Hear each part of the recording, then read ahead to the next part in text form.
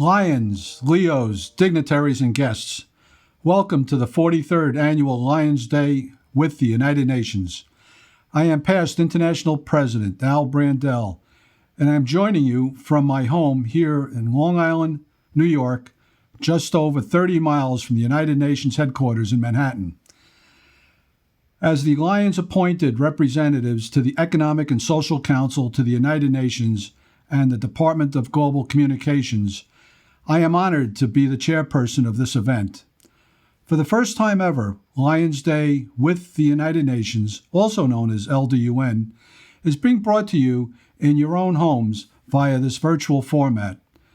Just over a year ago, we held a very successful LDUN in person here in New York City. Days after that event, the world drastically changed. Borders began to close. People began to wear masks, and we all soon began to feel the effects of a more isolated planet. But, as we have always done, Lions and Leos adapted. We serve in a new and innovative ways that were still kind but safe. We learned how to stay connected through service, which is the theme of today's event. And we really need to look no further than this event to see that adaptation and connection in action. Today, because this event is virtual, we have more LDUN attendees from more countries than ever before. More than 4,000 Lions, Leos, UN representatives, and guests from more than 110 countries have registered for this event. This is an impressive number of people from around the planet who have decided to be an active part of this important partnership. Like Lions and Leos, members of the United Nations have also adjusted their ways of thinking to continue to serve and stay connected during these challenging times. This year, we celebrate a more than 75-year partnership between our two organizations. In 1945, Lions founder Melvin Jones and leaders Fred Smith and D.A. Skeen were invited to help establish the non-governmental organization section of the United Nations. Since then, our organizations have continued to work together to improve countless lives around the world. This did not stop with the onset of this pandemic. Our relationship is one of mutual respect and of common goals that parallel each other in so many ways. We share many of the same hopes and several similar challenges, including what we have faced over the past year. Today, we will hear from several Lions, Leos, and UN representatives about connection, service, and more. We will reveal the grand prize winners of the Lions International Peace Poster and Peace Essay Contests. And we will premiere a brand new video that showcases the diversity, talent, and kindness of Lions and Leos from around the world. I guarantee that will inspire you. Joining us for this international event are several UN ambassadors, partners, dignitaries, Leos, and Lion leaders, and guests. I would like to take a moment to acknowledge our executive officers and their partners in service who are joining us virtually from their homes in 5 countries and 4 continents. From the Republic of Korea, we have International President Dr. Jung-Yul Choi, who you will hear from just a little bit, and his wife, Lion Sung Bak Yang. Next, we have a fellow New Yorker, International First Vice President Douglas Alexander from the borough of Brooklyn, and his partner in service, Lion Shabiki Kazabun in Trinidad. From the state of Minnesota, we have International Second Vice President Brian Sheehan and his wife Lori. From further north in Edmonton, Alberta, Canada, we have International Third Vice President Dr. Patty Hill and her husband, Lion Greg Holmes. And from the island nation of Iceland, we have our LCIF chairperson, Gudrun Ingvadóttir, who we will hear from a little bit later, and her husband, past International Director Dr. John Thorthardson. Also joining us from all corners of the world are several international directors, LCIF trustees, past international presidents, past international directors, and appointed Lions representatives to the United Nations, UN agencies, and other organizations. Later, we will also have one of our Leo Lion liaisons join us to share this year's International Leo Day video contest winner. And last but not least, joining us from this very building is the person with whom I am most connected, my wife, Lion Doctor Maureen Murphy. I am very excited to get started with our program, so let's do that. Joining us to officially introduce International President Choi, we are honored to have the permanent representative of the Republic of Korea to the United Nations, Ambassador Chun Un. Dr. Jeong-yeol Choi, International President of the Lions Club, dear Lions and Leos, distinguished guests. Congratulations to Dr. Choi and all Lions for holding the 43rd Annual Lions Day with the United Nations. I believe this is the first time this event has ever happened in a virtual format. While we are not able to meet each other in person, I do hope that this opportunity ensures that even more Lions and Leos from all around the world can participate in the event than ever before. Dear Lions and Dr. Choi, we have entered the second year of the COVID-19 pandemic. By now, we all know that this is not a mere public health crisis, but increasingly a social and communal challenge. The pandemic has hit the most vulnerable members of our society the hardest. As a result, the pandemic has also made people feel more isolated. Indeed, those sufferings often become more visible in the form of anger, despair, hatred, and sometimes even racism or xenophobia against neighbors in our communities.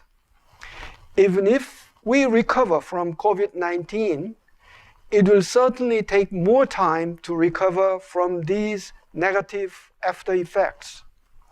In this regard, this is the time we need the power of community to get over those challenges we are facing.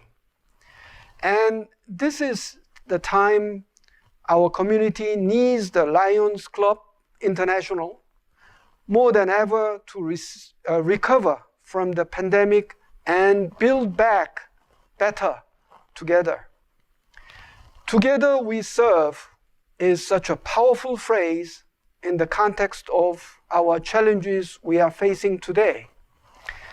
In this regard, I am confident that the members of the Lions Club International, under the able leadership of Dr. Jeong-yeol Choi, will contribute to a more inclusive community in the year 2021 and beyond.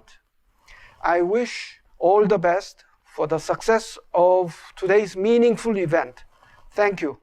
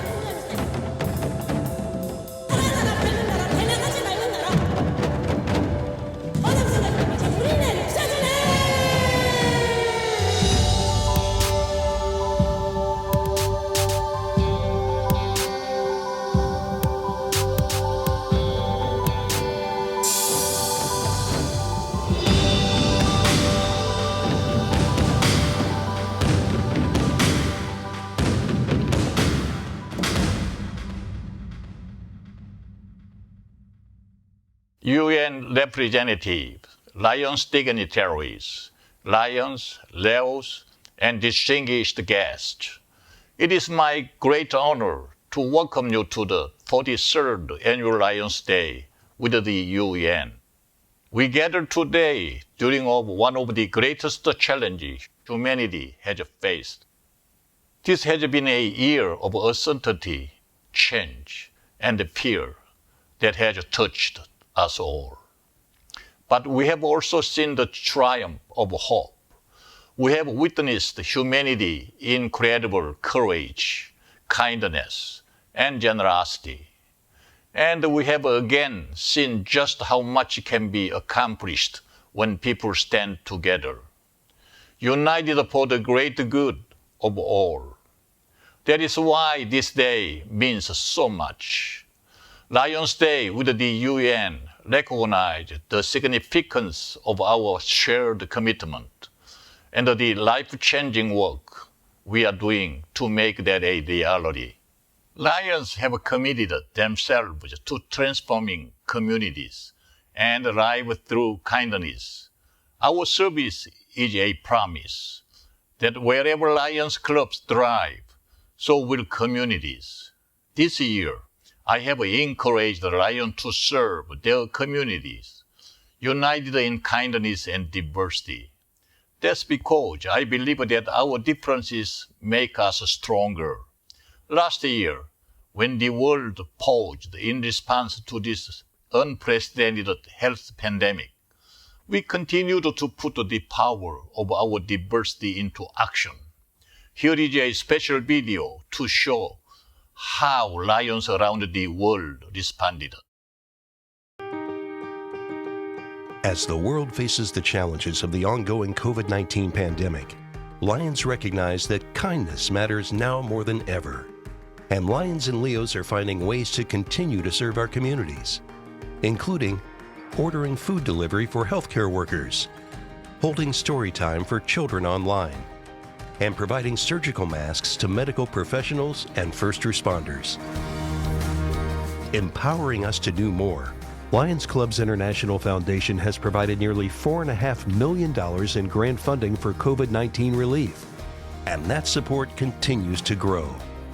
For more than 100 years, in times of need, Lions always find a way to help those around them. And after we emerge from this, we will be stronger than ever. Visit lionsclubs.org to learn more. We serve. That is the Lions motto.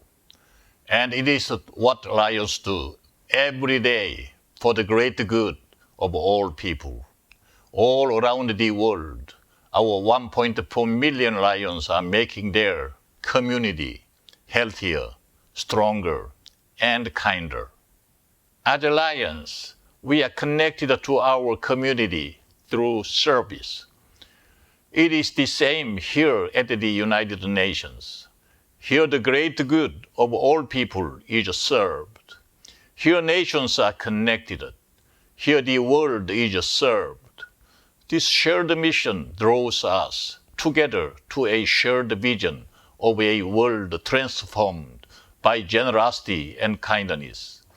And it has led us to serve many of the same critical global causes such as hunger and disaster relief, the environment and the vision, diabetes, and childhood cancer. In fact, last year, Lions and Leos innovated to safely serve more than 300 million people around the world, more than ever before in our history. We increased our hunger activities by 700% during the pandemic to provide meals to more than 57 million people. Our global foundation, Lions Club International Foundation, awarded more than $36 million in grant last year to empower the service of Lions. And as we speak, some Lions are even working to help community members receive COVID vaccinations. But we are not alone in this mission of service. This partnership represents a broad vision of health, human dignity, and peace for all people. We understand that global change can only be achieved when great organizations and compassionate men and women work together for good. Lions are proud of the relationship we have formed with the UN agencies, with the UNICEF, with the WHO, with the UN Foundation. Together, we are helping millions around the world to do more than simply see the promise of a better future. We are helping to bring that better future to life. We know that working together is the only way to serve. We know that building connection is the only way to achieve great things and fulfill our mission of service. And with our most celebrated partner, the United Nations, we can do more than change communities. We can transform nations. Together, we will shape the future by being the change we want to see in the world. Thank you. Thank you, President Choi, for that inspiring message. One of the many parallel goals of Lions and the United Nations is that of combating the global epidemic of diabetes. According to the UN, every 5 seconds, one person develops diabetes. Lions and Leos around the world are continuing to do what they can to help prevent, educate, and treat this disease. One area where Lions are having a major impact in this realm is across the state of Michigan. Here to speak with us about this successful effort is Lion Terry Huffman.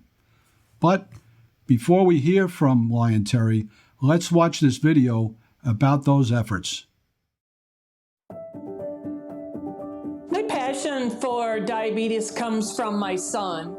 I'm a type 1 diabetic, and I've had it since I've been 4 years old.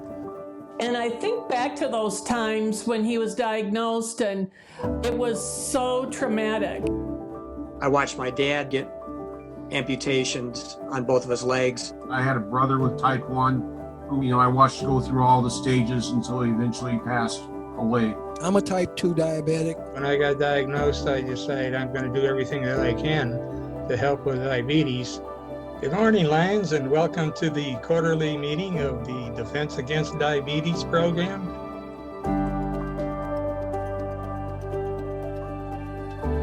All across Michigan, Lions are involved in providing education, prevention, and resources to those that are experiencing complications from diabetes. We've done that through community events. We've done that with our partner organizations. With the Michigan Department of Health, the National Kidney Foundation.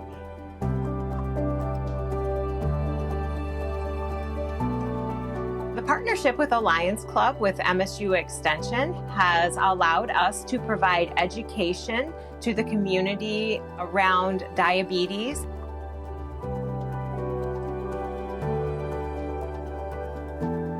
My A1C was like 12. I feel like the class pretty much helped save my life. The diabetes workshop introduces people to tools and skills, and then they practice those and learn what works best for them. When I went back to the doctor, my A1C went down to 4.8. We have also had 5 members of the Lions in our district become certified to be able to teach the diabetes class in nutritional education. Testing your blood sugar. Since COVID, our programs have definitely changed, but we are still able to serve. Put the strips right beside them. As part of the diabetes grant, we are able to provide glucometer kits, which our club has been putting together, and our district has distributed to clinics that serve those uninsured and underinsured patients. Would you mind if I take a picture? Lions have always been hands-on. With diabetes, it's more advocacy work. We've been able to create 2 diabetes specialty clubs. Our members are majority diabetic or allies of those that are diabetic. I became a Lion because I knew that this would be something beneficial not only for my patients, but for our community. Being a Lion and serving in our community can be a lifeline for those that are experiencing complications from diabetes. My dream for diabetes is the cure, and I really, truly hope that it is in my lifetime so that I could watch that for my son.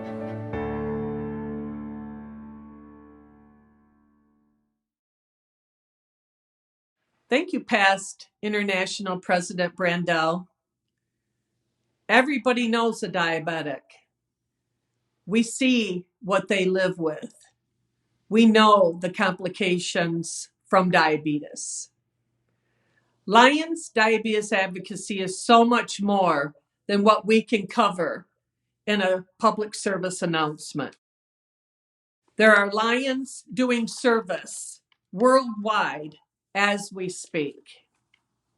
Fitness programs, nutritional programs, diabetes prevention classes, glucometer kit donations, glucose testing, and financial support of organizations such as the Juvenile Diabetes Research Foundation, the American Diabetes Association, and the National Kidney Foundation.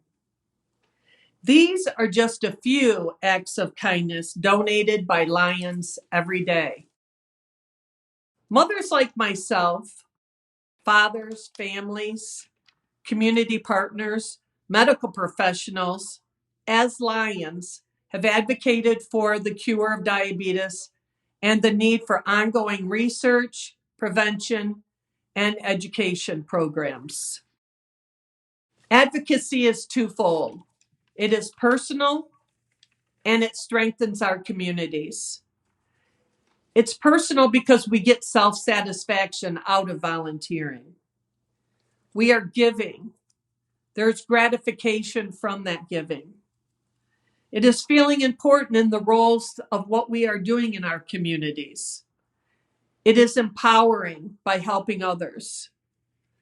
By strengthening our community ties, we are reaching out deeper into our communities to discover what needs that we can assist with because we serve. It's also a great way to meet new members. I spoke with an 83-year-old friend recently and asked her what advocacy meant to her. She told me that she volunteers because she loves to make people smile. It was that simple for her. She wanted to be out in her community making a difference. I asked her son why it was important for him to volunteer through the Lions. And he referenced back to what his mother said, that he learned how to volunteer through his family's activities together. Advocacy is a public support of a particular cause or policy. It is a personal mission for me and for many others. We know our service and contributions to our community make a difference. Thank you for serving. Thank you, Lion Huffman. This is such a great example of the many relationships that can be made through service. And those connections were made possible with the help of your connection to the Lions Club International Foundation. Here to speak with us about LCIF is our foundation chairperson, Gudrun Ingvadottir. Greetings, Lions, Leos, and distinguished guests. It is wonderful to join you today to celebrate Lions Day with the United Nations and 75 years of our partnership. My name is Gudrun Ingvadottir. I'm the immediate past international president of Lions Clubs International and currently serve as chairperson of Lions Clubs International Foundation, or LCIF. LCIF is dedicated to supporting Lions, Leos, and our partner organizations through grant funding for their humanitarian service and in communities worldwide. Lions and Leos are part of a global network of 1.4 million humanitarian volunteers working together to improve health and well-being, strengthen communities near and far, and protect those who are vulnerable. Together, our fellowship take action to serve and make our communities better. In my role as LCIF chair, which I've held since mid-2019, I've had many opportunities to visit Lions and Leo projects around the world and see the incredible difference they are creating in their communities with grant funding and guidance from LCIF. Since 1968, LCIF has awarded more than $1.1 billion in grants that have created brighter futures for children, families, and communities where we live. Wherever they are, Lions and Leos make a profound difference with funding from LCIF.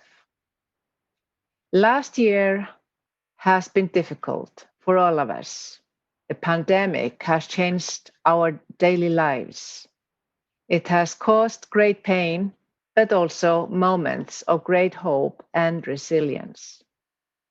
When communities around the globe were impacted by COVID-19, we stepped up. As we so often said, where there is a need, there is a lion. And where there is a lion, there is Lions Clubs International Foundation. Through swift and tremendous support from LCIF, Lions were able to purchase much needed personal protective equipment and meals for exhausted frontline workers. To date, LCIF has awarded more than $5.3 million in COVID-19 relief grants. Frontline relief efforts like this are exactly why support of LCIF from Lions clubs, partners, and friends of the foundation is so critical to LCIF. It is exactly because Lions like you donate to the foundation that LCIF is able to be there in times like this, supporting Lions' life-changing and often life-saving service. LCIF's Campaign 100 will be the most impactful capital fundraising campaign in our foundation's history and will help us improve the world for decades to come. The positive impact of Campaign 100 can be felt already, empowering Lions and Leos serving with their hands and their hearts to make our world healthier and happier. At this very moment, support of LCIF and Campaign 100 is making it possible for Lions and Leos to do three important things. Because of Campaign 100, we are increasing our service impact in vision, youth, disaster relief, and humanitarian causes. Through generous support of LCIF and the campaign, we are fighting the global epidemic of diabetes. And the same generous support, we are making meaningful progress in cause areas newer to Lions: childhood cancer, hunger, and the environment. With steadfast support, LCIF, our foundation, each of us is helping Lions create more promising futures for children, families, and communities around the globe. It's been my honor to join you and represent Lions Clubs International Foundation. Lions and our 75 years history with the United Nations is intertwined. And together we are proudly helping world citizens not only survive, but thrive. Thank you all for all your beautiful histories and for a most promising future ahead. Thank you all. Thank you, Chairperson Goodwin. Supporting our foundation is a great way to serve and to stay connected to one another. Our next speaker knows firsthand the importance of our foundation and especially how important it can be during times of disaster. Here to speak with us about her experience in staying connected through disaster relief is past council chairperson Miriam Vasquez from Puerto Rico. But first, let's watch this video about how LCIF empowered service through disaster relief in Puerto Rico. That was a big opportunity for us to go out of our club and go to our communities and help our people. Lions help a lot, bringing food, water, clothes, and all the things we need. We went to a child who was bedridden, who was on a respirator, and we took a new generator. Otherwise, her life could be threatened by not having any power in her home. There's a lot of people that they are still waiting for some help to improve or repair their homes. So we need some money to help these people. The contribution that comes to the Lions Club Foundation goes to the people that needs the help. The Lions for us is hope. Hope.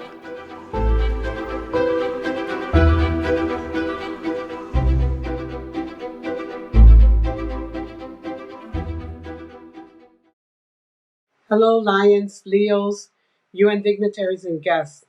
After the powerful Hurricane Maria entered the town of Yabucoa and hit Puerto Rico across its 78 municipalities, we were all devastated by what we experienced.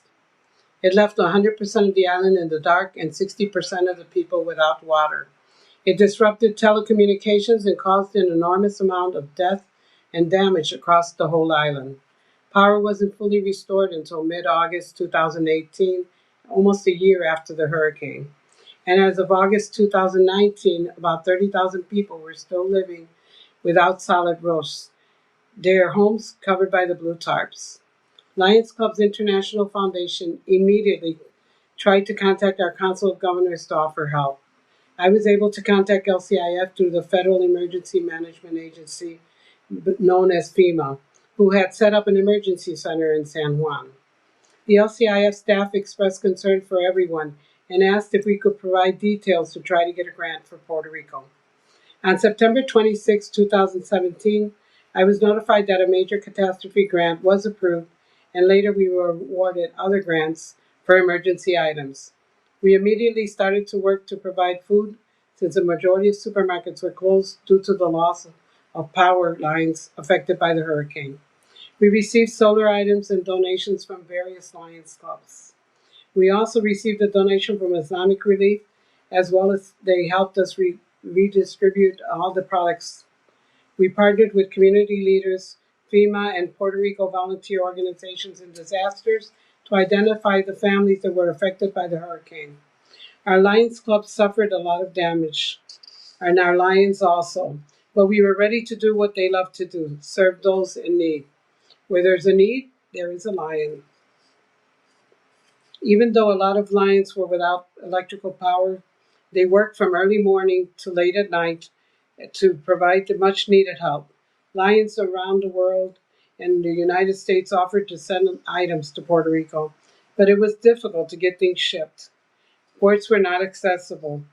Food items released and carriers had endless lines for immediate emergency equipment from the mainland were not able to get to Puerto Rico. As soon as we received the grant funds, we started purchasing food, water, solar lamps, and baby items. We packed food boxes and delivered those items to places we could reach. Some people cried when they saw the efforts the Lions made to get to them, especially those around the countryside. LCIF gave us the opportunity to serve our communities that needed us more than ever. We contacted individuals and families who could not go out to get food, water, and other essential needs. We met with the Red Cross to provide help to those who needed to have special medical treatment. We are so truly grateful to count on our Lions and our Lions Club's International Foundation to help when disaster strikes. And I urge everyone to donate to our foundation. LCIF can make a difference in a matter of hours, where it is needed most, and continues to make an impact in so many ways through your donations that help us provide the grants. Our Lions camp was severely damaged, but we were able to repair the facility through the grant approved by Lions Clubs International Foundation. Today, the camp is completely restored and has recently served as a facility for COVID-19 vaccinations for the community of Barranquitas. We also discussed with the foundation the concern for families who lost the roofs of their homes, as well as doors and windows. Once again, the foundation responded and we received a major grant to help repair those homes. We partnered with other organizations to help provide other necessities like stoves, refrigerators, and other items. Still today, there are 2,600 homes with blue tarps, and we are just 2 months away from the beginning of the next hurricane season. Puerto Rico experienced also a series of earthquakes that rattled the infrastructure and shocked people's composure. A 6.4 hurricane magnitude earthquake that struck January 7, 2020, followed by a strong aftershock that damaged and destroyed hundreds of homes and the island's south coast. Strong earthquake which left the southern part of the island camping outside their homes. Thousands of people have since slept outside in their cars, fearful of being indoors during another earthquake. The south part of the island was the hardest hit. The dozens of homes and towns in Yabucoa, Jauco, Huanica, and Huanica collapsing. Homes are marked with instructions that the house was not to be occupied, others with caution, and others that were totally destroyed. We must prepare for future disasters. We must plan ahead and have essential items we need to face hurricanes and earthquakes that can affect us. The Lions Clubs International Foundation has a disaster preparedness grants, which are intended to help support districts interested in partnering with local authorities and other community organizations to plan and prepare for future relief efforts. The objective is for Lions to identify needs and determine their roles in the community long before a disaster strikes. Lions are encouraged to engage in community planning through training and partnering with local emergency, disaster management services, and other social agencies. First and foremost, let me thank you for the donations for Puerto Rico through our Lions Clubs International Foundation after Hurricane Maria. We are forever grateful for your help. We all have the opportunity to give the gift that keeps on giving when disaster strikes, our Lions Clubs International Foundation. Together, we can make a difference. Thank you. Thank you, Council Chairperson Miriam, for sharing your story. We have all heard how important it is to support LCIF, and these are real examples of how LCIF support us and our communities. It is truly our foundation. Our next speaker is a good friend and a neighbor of mine here in New York. Last year, she spoke at our LDUN event about her personal connection to the Lions in Italy following 9/11 and a personal journey to become a Lion. Many attendees were moved by her story. Here to give an update on last year's Lions Day with the United Nations with the theme Peace and International Understanding is Lion Janelyn Scazzo.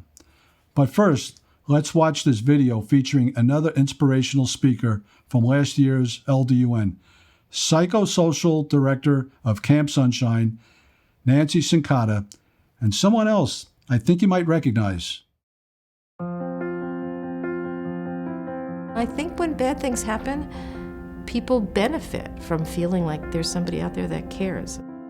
Camp Sunshine is a retreat for families of kids with life-threatening illnesses and bereaved families. After 9/11, Camp Sunshine ran 5 programs for families in which a parent died on 9/11. Our Lions Club members went up and helped with the camp. The Lions made the program happen, and they really helped sustain it between 2002 and 2005. We financially supported them with help from Lions Club International Foundation. Without that funding, it never would have come to be, and I think it really was the Lions who helped us in the communities to connect to people and to know what families had been impacted. And so it was several dimensions of Lions support that I think was helpful for people, and I think could be helpful in any situation in which such bad things happen. Probably one of the most meaningful things a Lion can do when you have somebody that just suffered a disaster, just to look in their eyes and just listen to them and say, it's okay, we're here with you. Kindness matters. That's the first step in helping. Maybe that if you're in the middle of a crisis, support from a stranger actually has even greater meaning. And I think helping itself sparks a certain kind of energy and a certain kind of hopefulness. When something happens, a crisis happens, when there's something negative going on in the world, we can be the positive thing to make people's lives a little bit better. And when we do that, not only makes their lives better, but affects us as a human being.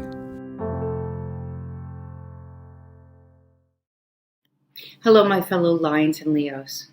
My name is Lion Janlyn Scouso, and being invited to speak at Lions Day at the UN was never something I'd ever imagined doing in my lifetime, even once, much less twice.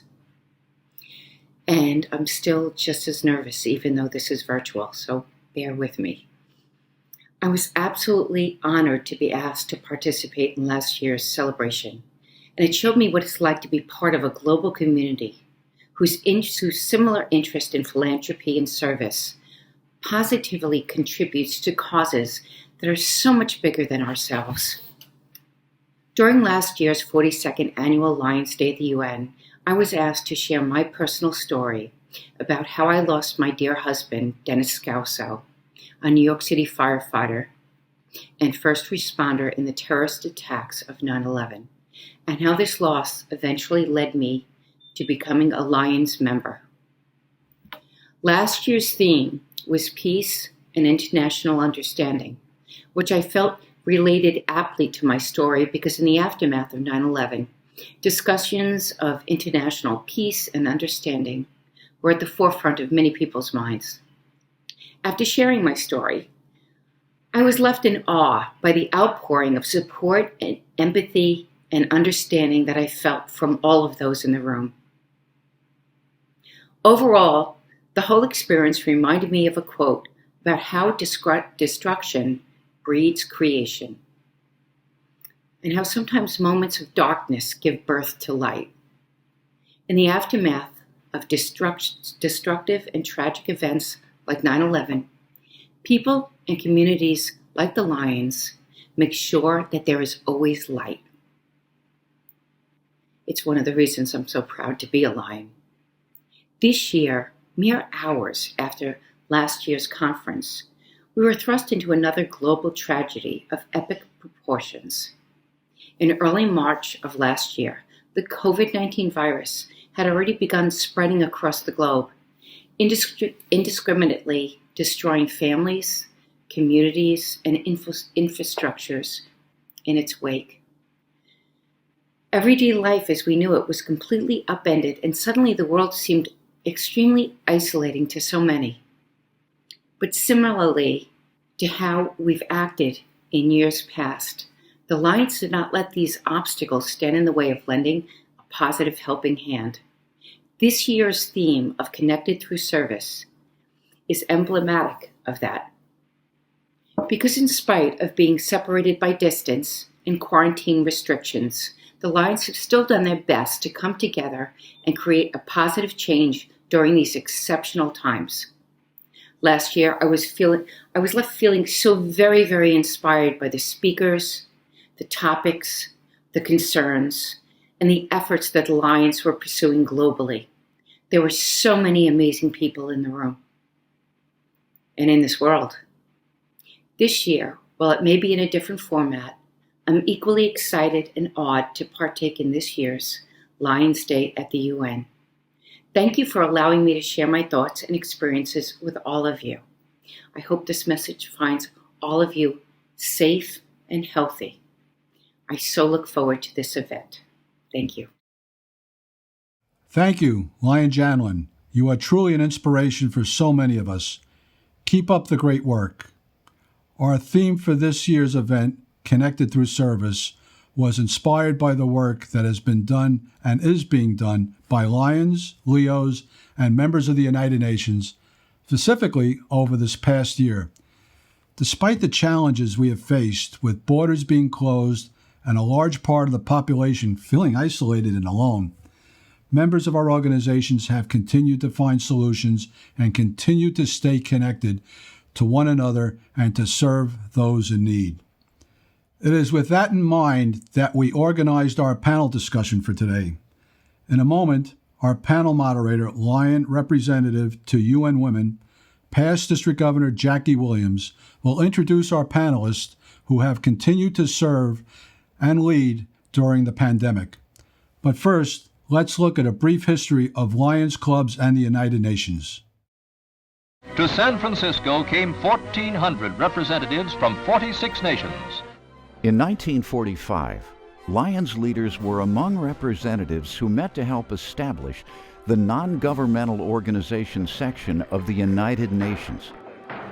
And they threw their full support behind the new organization, calling upon clubs to support it as well.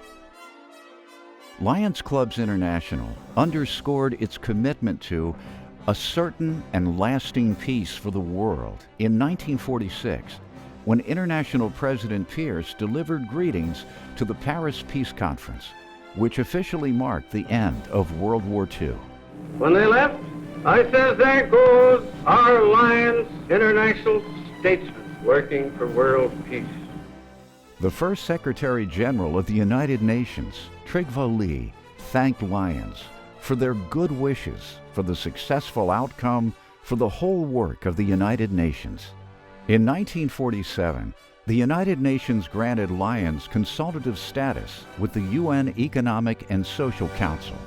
In 1988, Lions created the International Peace Poster Contest. Mustafa Tawukji, who grew up in war-torn Beirut, Lebanon, was the first contest winner.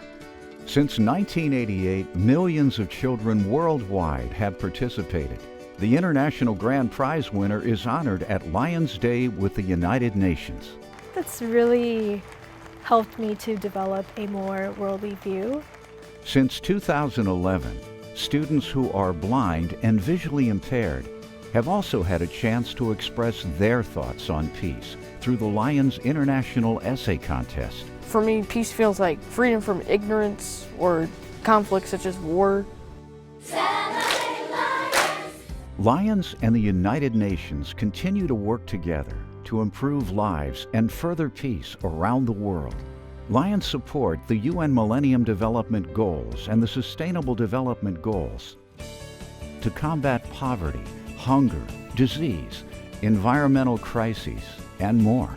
As citizens of the world, Lions respond to one need, one community, one life at a time.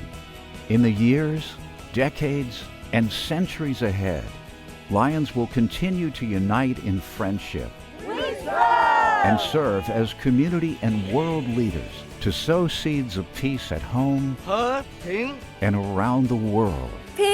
Peace. Shanti. Thank you, PIPL. It's good to hear from you. And so my name is Jackie Williams. I am a past district governor, and I live here in Brooklyn, New York, not too far from the UN. And I'm delighted to be able to host this panel discussion with you today and to be able to hear from voices both here locally in the Northeast, as well as across the US and certainly internationally. We're delighted to have four very special guests joining us to share in this conversation about what it means to be connected through service. Joining us today will be past Council Chair Jody Burmester from Wisconsin.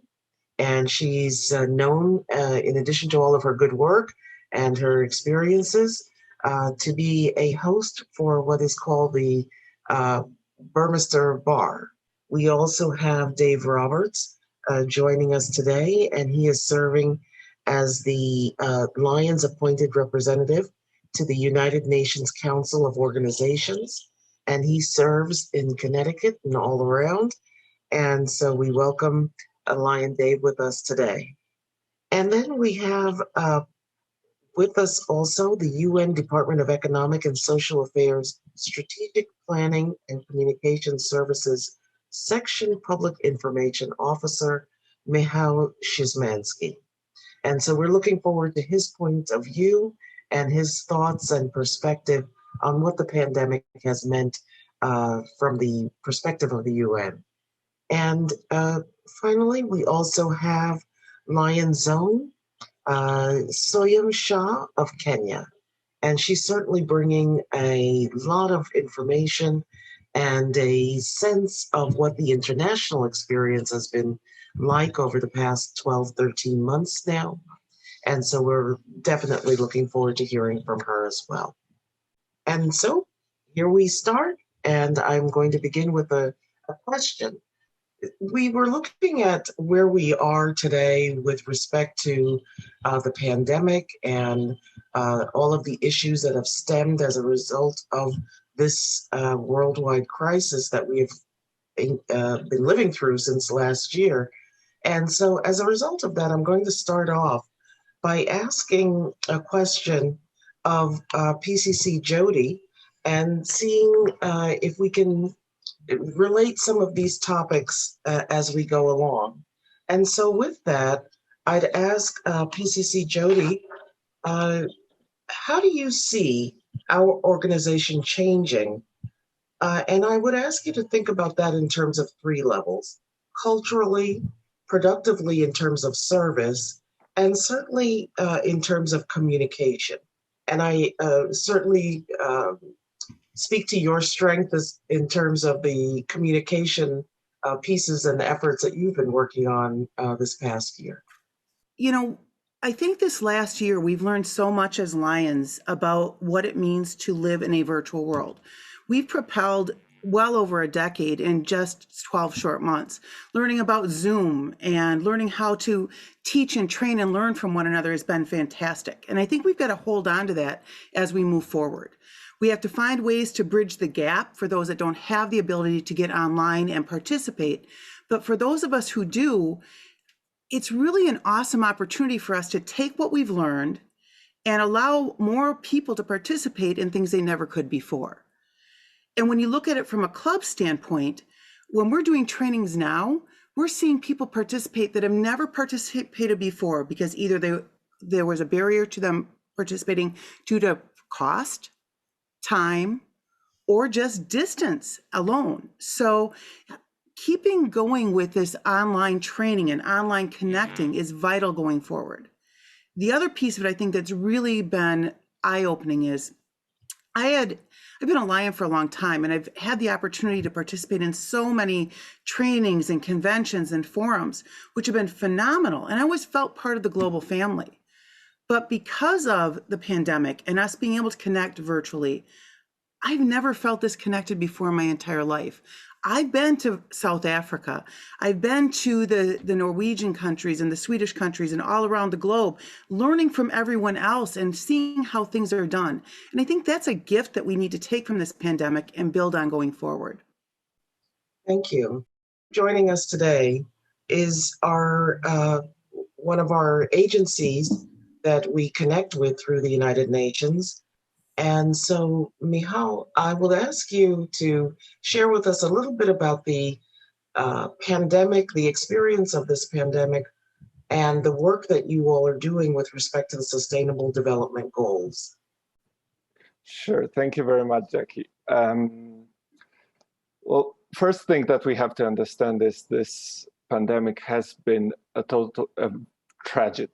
It has been a tragedy not only in terms of health and the actual deaths caused by the virus, but it has also triggered a crisis, a social crisis, an economic crisis, a humanitarian crisis, and a human rights crisis. And the Sustainable Development Goals that my department specifically works on achieving and on achieving them for all have been set back by years, and in some cases even decades. So already before the pandemic, the goals were off to a slow start. We weren't on track to achieving them by 2030. And the pandemic has just made a huge dent in our efforts. Just to quote a few examples, we are now in the worst recession we've seen in 90 years. The equivalent of 114 million full-time jobs have been lost, and around 120 million people are expected to fall back into extreme poverty. And that's the first time the extreme poverty has grown since 1998, so for over 20 years. Another crisis is the education crisis. UNICEF estimates that 168 million children have had their schools closed for the entire last year. So it has been just a very acute crisis across the whole board of the SDGs and sustainable development. So what we now are trying to do is, instead of revising the goals or scaling down ambition, we propose the exact opposite, scaling up the ambition. Because as one former colleague at my department used to say, you don't build a lighthouse for a shiny day, you build it for a storm. And we are in a perfect storm of social, economic, humanitarian, and health crisis. And the SDGs are our way out of it. They are the light that show us the way how to build back better. And we just had a report come out recently that estimates the global response to the pandemic. Countries spent on it, on various stimulus packages, around $16 trillion. And if that's an unimaginable number, as it is for me, it's around 1/5 of the world's GDP, 1/5 of the entire economic output of the world has been spent reacting to this pandemic. Now, if this money is spent equitably and on sustainable green initiatives, it's a game changer. And we believe that this response to the pandemic has to be guided by the Sustainable Development Goals. And this will lead to recovering much better from the pandemic and still can put us on track back to achieving these ambitious goals by 2030. Wow. Thank you. Thank you. That's a really interesting response in terms of your statements about stepping up the goals and increasing the intensity with which you're pursuing those goals. Thank you for sharing that. And I'm going to ask Dave Roberts, our second VDG, our second Vice District Governor, to elaborate a little bit more on that point as he sees it from his connection through the Council of Organizations and his work as our representative from the Lions Clubs to that organization. Well, since I became the representative to the United Nations Council of Organizations on behalf of Lions Clubs International, I've learned that we are truly connected by service around the world. And here, from my vantage point, one of the things I try to do is share some local experiences. And one of the good things here in Connecticut that happened prior to the pandemic is that Lions Clubs International sponsored a seminar here for Connecticut and Massachusetts Lions on how to establish new specialty clubs and specialty branches. And that was really a game changer, I believe, because out of that seminar, they taught us, look where there are unmet needs. And the pandemic then came, but we looked. And because of that, so much has resulted. In just a couple of examples, in Massachusetts, we launched the Southeastern Massachusetts Paws of Comfort Lions Club. In Connecticut, we launched 2 new Nepalese Americans, one a Lions Club and one a Leo's Club. And then in my own home club, which about a decade ago was actually going to close, they are now at a plus 40 new members. So we're at 67 members since the pandemic began. And these are things that we learned from Lions Clubs International, the tools that they gave us. And people say, well, how did you do that? How do you get 40 new members during a pandemic? And we said, focus on Lions core issues. These are global core issues. So it doesn't matter whether you're in Kenya, in Switzerland, or in the United States. One of them was food insecurity. I come from a very small town of 3,600 people where we now have a club of 67 members. The head of the town, we don't call it a mayor here, we call it a first selectman. He designated the Lions Club as the coordinator for families facing food insecurity.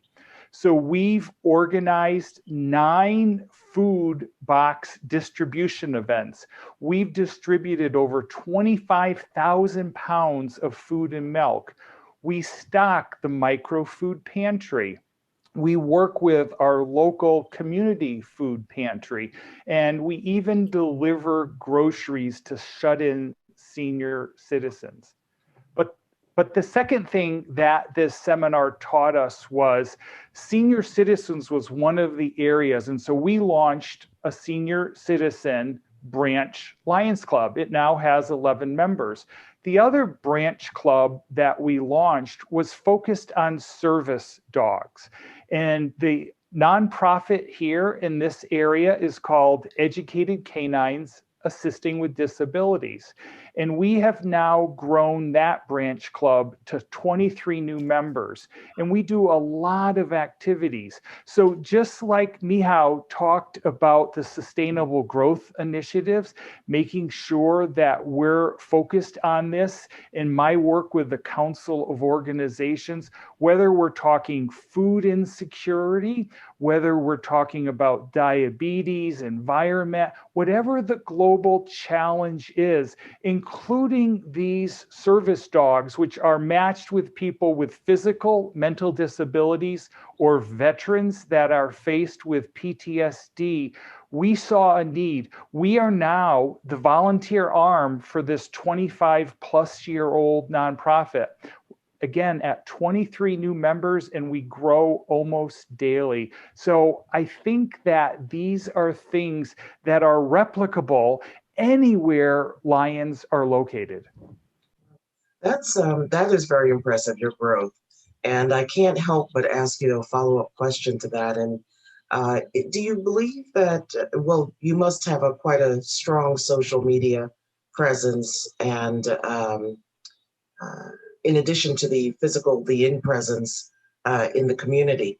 But what do you think has been most effective in terms of being able to grow in that rapid manner and with that intensity about special interests that the community needs to address? Yeah, well, again, I am so pleased that Lions Club International has offered us virtual tools. You know, one, we're going to hear about the Burmeister Bar, possibly, which is a great social one. We also have Lions Virtual, and they allow us to do virtual events. I know many clubs in my district are now having what we call hybrid meetings.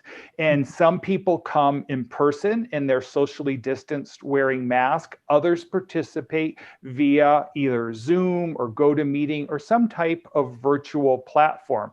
I know our Council of Organizations meets by Zoom currently. But I think it's important that when you look at all the different tools that are available for growing, whether it's Lions or Leos, because we've launched 2 Cyber Lions clubs in Connecticut, 1 Cyber Leos club in Connecticut. We try to have impactful service. And when you offer impactful service to people, they come and see what you're working on, and then they want to join Lions. So much of our growth has come from our different service offerings, and then they say, we would like to join Lions. And of course, right now, through the end of this Lions year, June 30th, there's no entrance fee. So all they have to do is write that 1 check for your annual dues. So we found it, despite this horrific pandemic that we're in, it has really been for us a win-win. No entrance fee. It's given us impactful service, many of it focused on the Sustainable Development Goals of the United Nations, but it's really helped us. And I think Lions Clubs International actually had the tools. And what I hope all our attendees here at LDUN today learn is that there are so many tools if you take advantage of those tools. Absolutely. And you just make me feel very excited and hopeful for many of our clubs and our districts across the world. And obviously, that's it means that as we emerge from the pandemic, we're seeing greater opportunities and greater ways to serve. With that, I would ask Soyam to pick up our conversation, talk a little bit about the theme for today's event, Connected Through Service. When you hear those words, is there something that you think about in that relates to your experience, both as a zone working with clubs, but also in terms of the general experience of the Lions in your area at this point in time? Well, thank you, Jackie, for that question. First and foremost, I must say that the pandemic has only made Kenya a lot stronger while connecting through service. And this is by partnerships with various groups and enhancement of Lions and Leos through service projects. And finally, advocating for everyone to share their voices as much as possible.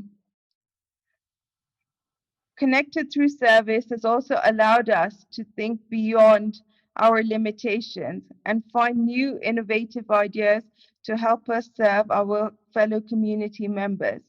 And this has also embraced diversity. Being a zone chairperson, I've taken this pandemic as an opportunity to see how we can create more specialty clubs.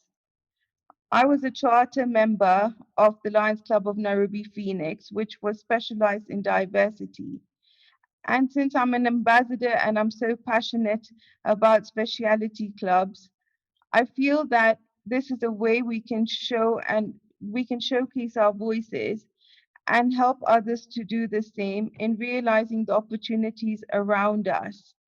I would like to share a story with you of a model that I'm trying to use, that here we have been trying to, with my members, we've been trying to identify new clubs and people with passion. We had found people in our club who found people who are very passionate about literacy. So we're trying to charter a club about setting libraries in school, and we have another club that is working with pediatric cancer or children suffering with cancer. Like this is the model I'm using in trying to advocate all the young Leos and Lions around the world to share the same passion in order to finding and identifying the right path for them to join Lions. In addition to that, the most important thing during the pandemic is bridging gaps and bridging perceptions to generation gaps. So I'm advocating for youth in the right way to be able to share their passion, share their voices, for also our elder generation to hear us and to understand what we want to change. And this is the only way that I believe the future of Lionism is going to help us grow. So during the pandemic, there's a few insights of what we've been doing, and I can only assure you that in the next coming year, it's not going to stop, it's only going to grow. Absolutely. Thank you. Quick question as a follow-up. You described quite an interest in youth and youth development.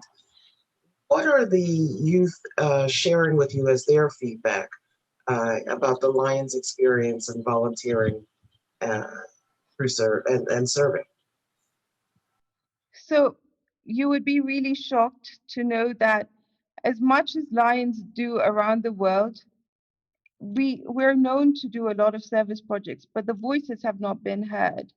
So the fact that we're trying to advocate for Special Olympics, so children with disability, or what the challenges the youth are facing, or talking about young women and young men and the challenges that they're going through, and the mental health effects that they go through.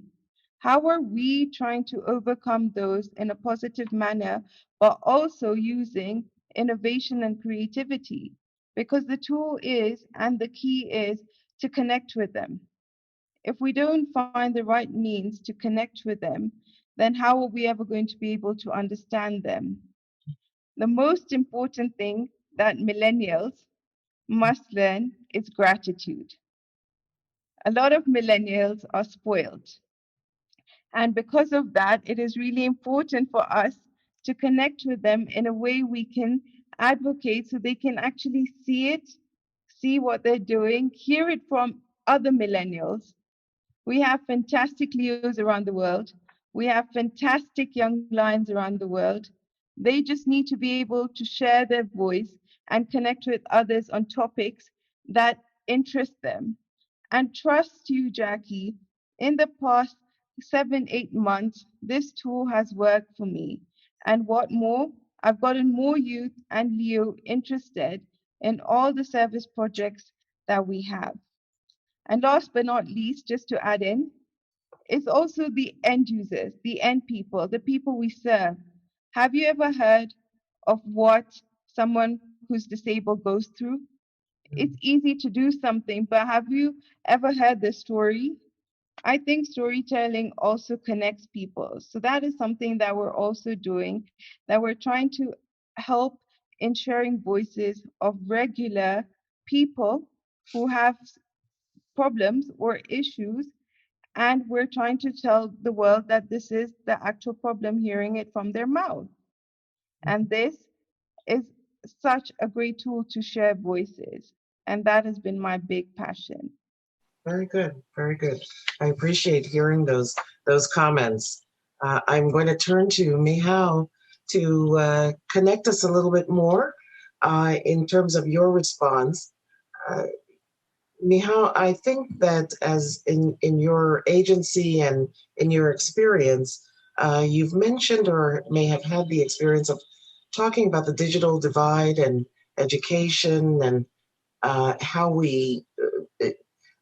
what steps we can take to move us forward, both in terms of communication and in terms of addressing services and much needed services on the local and community levels. Yes, thank you, Jackie. That's a very, very important question because this pandemic, as we all see, has changed fundamentally the way we connect. And it's been a huge shift in mentality to online working, online schooling, online shopping, online practically all of our life's daily activities shifted online. But when we talk about it, too often in the narrative, we omit that half of the world's population are offline. They cannot even access internet. I think the latest estimates is around 3.7 billion people who do not have access to internet. So I do believe the world is shifting online, and this is inevitable. But as we do that, we have to ensure that we leave no one offline. to leave no one behind. So if you think of schooling, for example, as schools and teaching and education shifted online, some 47% of the world's children couldn't do that. So for them, when the schools closed, they remained closed. Their education was closed. And this resulted in a lost year of education for them.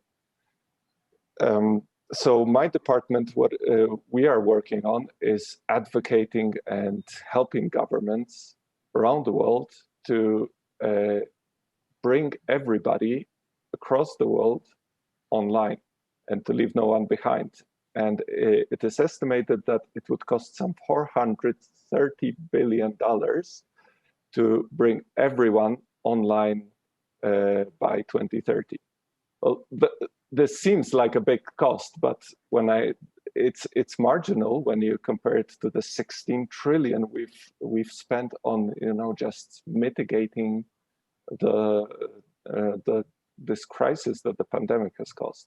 So this should be a top priority for the world now, because the pandemic has only sharpened the divides and inequalities that already existed in the world. And if we allow the digital divide to become the new enhancer of inequalities and the divide between the haves and the have-nots, then we are going into a sharply diverging world, and we just cannot allow ourselves to do that. It's in everyone's interest to bring everyone online. Absolutely, absolutely. And we are addressing that in so many ways, starting first with education for our Lions. Past Council Chair Doty, in terms of communicating and providing sort of a sense of ease and comfort, so to speak, for our Lions, based on your efforts this past year with what I hear is called the Barmeister and other opportunities, how do you see training and education reaching the Lions at the local levels and club levels, and the impact that our experiences are allowing us to see and to benefit from going forward? Great question, Jackie. I mean, when we look at where we were a year ago, Lions have really launched forward a decade or more in our acceptance of technology this last year. Zooming is a normal thing for us now. Mm-hmm. We take our trainings online, we do meetings online, we're doing service projects online and fundraisers online. So I think that as you look at what's happened, the big change, not only that, has been that traditionally all our training has come from Lions Clubs International. There's been local training that added a local flair to it, but you really didn't have a cohesive network or a way to reach out for training beyond your local area and beyond international. With the pandemic, the silver lining has been that all of a sudden we're connected in ways we never have been before. Whether you are a member of the Global Lions Forum on Facebook and you go out and you pose a question, they've got 8,000 Lions from across the globe that are there to help answer the question with their personal knowledge and their personal experience. Whether you can go attend multiple district conventions and district conventions anywhere in the world and be inspired by the amazing work our fellow Lions are doing and learn from them and take it back to your own club. And when you look at things like Lions Virtual, Lions Virtual came together to help supplement training, to have the grassroots Lions be able to share their experience. And you hear hands-on what's working for people who are awesome recruiters, what's working for clubs that are successful, what's working for all Lions from a grassroots level. So we take the framework that International has provided us and then weave the fabric of what it means to be a Lion locally and from the grassroots level. And part of the beauty of it is it's all virtual, and there's virtually no out-of-pocket cost for any of us as long as you have that connection to the internet. And that, I think, is key and is a huge piece that maybe as an association we need to start looking at as maybe one of our global service initiatives is, can we help positively impact connectivity across the globe? So yeah, and then there's also the fun factor. The Burmester Virtual Bar is a year old now. We just did our 1-year anniversary and found out we've had about 5,000 people register for it over the last year. And I don't even remember all the statistics, but it's been a lot of fun because part of the barriers to participation for a lot of our members is they're scared of the technology. They're not going to come to a training because, oh my God, I got to log in and all of that. But if you invite them to a party and they have fun and they get to talk to and connect with Lions from across the globe, that changes everything. All of a sudden, they're logging into your club meeting. All of a sudden, they're participating in whatever it is your club's doing virtually. And I think that's a piece that we need to keep building on as we move forward post-pandemic. Absolutely. Absolutely. And that speaks to both the comments made by Michal as well as the comments that were made previously by Lion Dave as well. But that connection is vital, and it's terrific that we have mediums to be able to move us forward.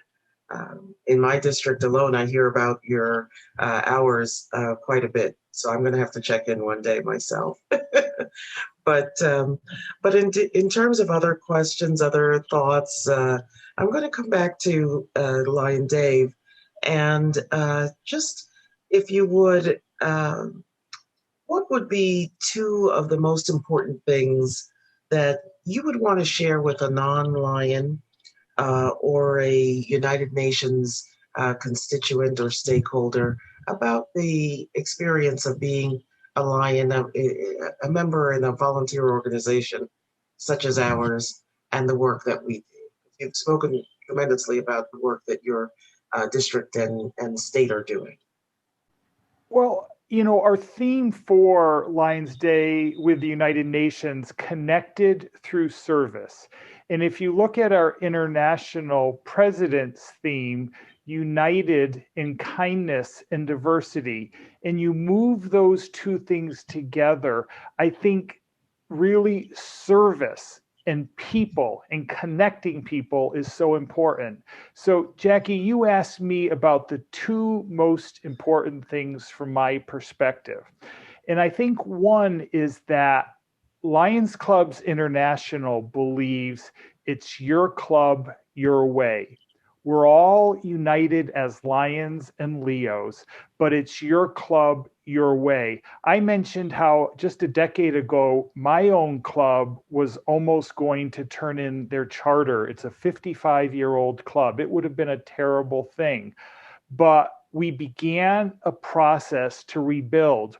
We did a community needs assessment. I know some Lions roll their eyes when they hear that, but basically to us, what that meant was we went out and talked to local government officials. We talked to our local chamber, which we call an economic development council here in our town. We talked to other nonprofits. We said, what are the needs that are not currently being met? Our Lions Club would like to meet those needs. So I think one important thing is it's your club, your way. Lions Clubs International gives us great tools. They give us connections to great people, but you can choose in your club what you want to do. I think the second thing when I joined Lions over 11 years ago, I was the mayor of a town in Southern California at that time. And a past international director came and interviewed me and said, we would like you to join Lions. And I said, why would you want me to join Lions? And he says, aren't you passionate about your town and making it better? And I said, yes. And he says, don't you work with a lot of volunteer groups? And I said, yes. He said, in Lions, working together, you can accomplish so much more than you can alone. So I think if I was going to give the two most important things is one, it's your club, your way. If you don't like what your club's doing, you can start another club focused on what you want that club to focus on. And really, you can accomplish, when we were a club down to 3 people versus today we're a club of 67, we work on so many different projects. We're puppy nannies. We take service dogs home for the weekend. We prepare kindness tote bags for clients that are getting matched with their service dogs. We write notes on handmade note cards that one of our Lions made. You heard Jody mention virtual fundraisers. We make more now in one virtual fundraiser than we did in the entire year historically. We do a bingo game at our local drive-in theater. Everybody stays in their car and they play bingo in 1 hour, and we make a lot of money doing that. So there are so many things, but again, your club, your way, how do you want to do it? And really, together, you can accomplish so much more than you can alone. Absolutely. It's very much the case.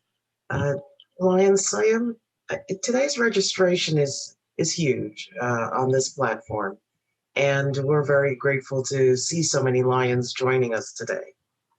If you are reflecting on your experiences, how do you think, Lion Jody mentioned, maybe we need to be thinking about communication and connection as part of one of our initiatives in the future.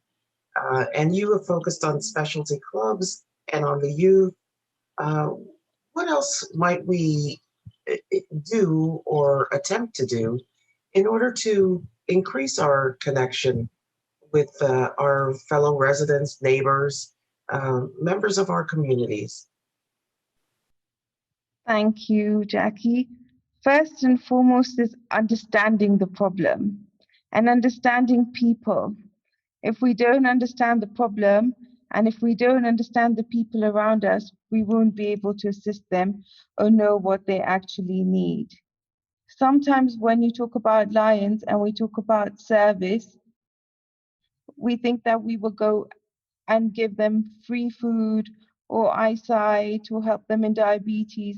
But what is the sustainable goal that they need? What do they actually need? Sometimes the problem could be bigger than you or I could think, or sometimes it can be smaller than what we could even imagine. Sometimes it's really important to understand what is important. So let me explain a scenario in Kenya.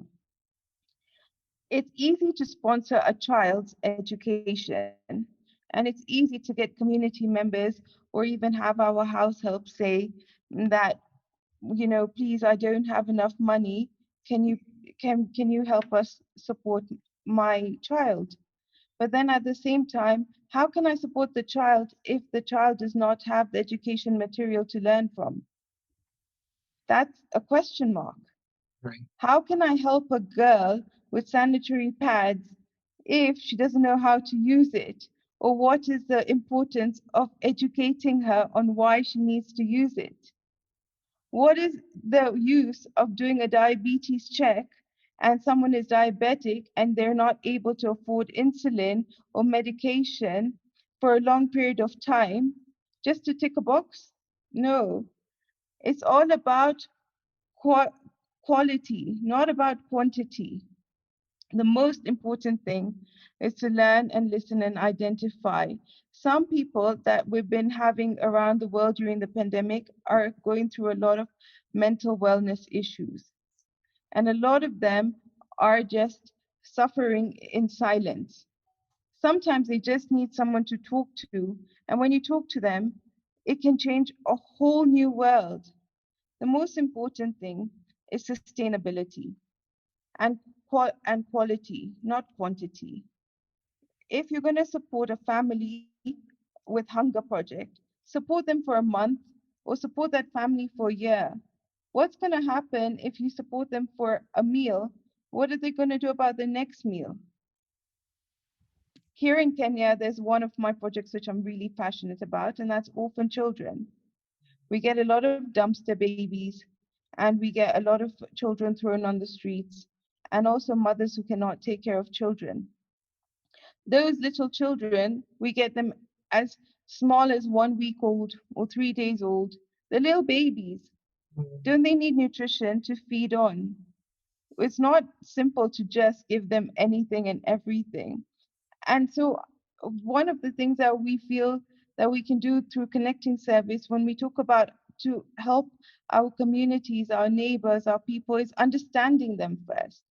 Now, if I have a neighbor next to me and her need is different to what my need, and her understanding of community service is different to mine, I have to learn to understand her in order to help her, in order to help her to understand that join Lions, we can make your needs work, and we'll be able to understand them more. But to simply just go to get members or to get youth involved without understanding how to connect with them, then it will not work for a long period of time. Mind you, if we want members, we also want them to be sustainable, right? We want membership retention. So it's very, very important, just like what David said, we have to understand them. It's our club, our way, and we have to allow people to do what they feel right. We should not dictate them, but at the same time, if we're true leaders and if we're true people to help, let's understand them, let's correct them, let's give someone's life quality, not quantity, and let's help them to live a better life. For me, I feel that that's a strategy that we need to use to help more people around us get awareness of the work we do. At this time, we'd like to share a couple of questions that have come through the social media platforms, and they're from our Lions across the world. So to begin, Lion Daniel Elkins from Bellevue, Delaware is asking, he's sharing a comment first. We're a global organization that serves locally in our own individual club silos of service. How do we find ways to connect to more Lions around the world to take on larger service initiatives and use the strength in numbers that we have? He's also asking if a Lion wants to serve, but their club is shut down due to the pandemic. How can they connect to global service initiatives on their own to stay connected? And so I ask any one of our Lions present to share a little perspective on those questions. I'd like to jump in on that one. And Second Vice District Governor Daniel Marnie Elkins from Delaware is a tremendous Lion. He actually helped us do our virtual Lions and virtual Leos midwinter conference. And what he's asking about here is service. I think one of the things that this event is giving us is a platform that attendees can take away some things and lessons learned. And I want to just give a couple of shout outs to people. And these are people that all Lions around the world ought to connect with. One is past International Director Jerome Thompson, who is leading our North American Membership Initiative, provides a lot of virtual training. This initiative is being prototyped in other spots around the world. Here in Connecticut, we have some tremendous leaders, such as International Director Mark Lyon, our Council Chair Ev Lyon, our past Council Chair Hillary Kumnick. They have really used virtual tools in communications to move us along. In your question about service, we have found ways to serve both virtually. We just did a childhood cancer project where we actually created a collage of pictures that we posted. We took pictures of them, and then it made the local news to cheer up kids that were going through cancer treatments. We have club specialists. It's led in North America, which is United States and Canada, by past District Governor Rajan Thapa. He's the one that came and did ours, and he gave us tools where people actually went out. And so far, we've created 4 or 5 new Lions and Leo clubs just from that one event. Just one thing I would add to that is there's a lot of cyber clubs that have popped up, cyber specialty clubs that You, as a Lion, can go out and search them, whether through the LCI website or go on Facebook or Google it, and find a way to serve and connect with them. They are living in the virtual world of service. They may give you some ideas you wouldn't have thought of otherwise. And I just want to circle back around to one other thing. As I've been listening to everyone and so many great concepts and ideas and the amazing things Lions are doing, you know, it all circles back to service. As we look at clubs that are thriving, whether it be pre-pandemic, during pandemic, or coming up post-pandemic, the clubs that are thriving are providing worthwhile service that their community and their members believe is worthwhile. It doesn't mean we're just doing the same old park cleanup because we've done it for the last 50 years. It means going out and figuring out what those needs are, having those conversations as we've talked about. So if your club is struggling on how to come back, how do you reignite the spark of passion? You find one Lion who's got that passion and will drive you to get there. And the way you drive to get there is through service. Going back, as Dave said, doing that community assessment. I know people roll their eyes, but really all that is a conversation, for goodness sakes. Talking to people in your community that are connected about what the needs are, so then your club can find ways to meet them. And whether you're a young person or you are a more seasoned member, you didn't join to go to another meeting, for God's sakes. You joined to serve and make a difference. So if we can circle back around and focus on service and serving those needs, I think it solves a lot of our problems. Then we can just worry about tweaking things and training people up on how to brand their clubs or how to work in the online environment or raise funds online or whatever the needs might be. But it all circles back to service, and we serve. And Jackie, I just want to comment on one thing Jody said. Last year, under now Council Chair Ev Lyons, we launched the Northwestern Connecticut Cyber Lions Club. It is now 40 members strong, and our members come from Connecticut, New York, New Jersey, Florida, and California. And the president actually lives in California. And you say, well, how do you serve? Well, what we do is put out, and I'm the guiding lion for that club. What we do is we put out service challenges. For example, one of our global causes is environment. So we say this month, why don't you and your family go out and pick up litter along the highway or along your stream or along your ocean, wherever you happen to be.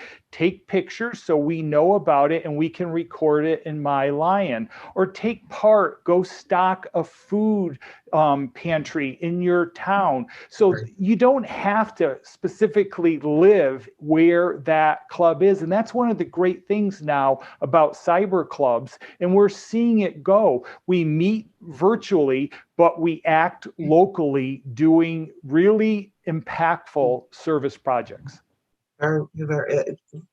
Absolutely a great answer in that, you know, it sort of frees us from the thoughts that we had and that have sometimes limited us in the ability to really reach out and touch and get involved and be connected.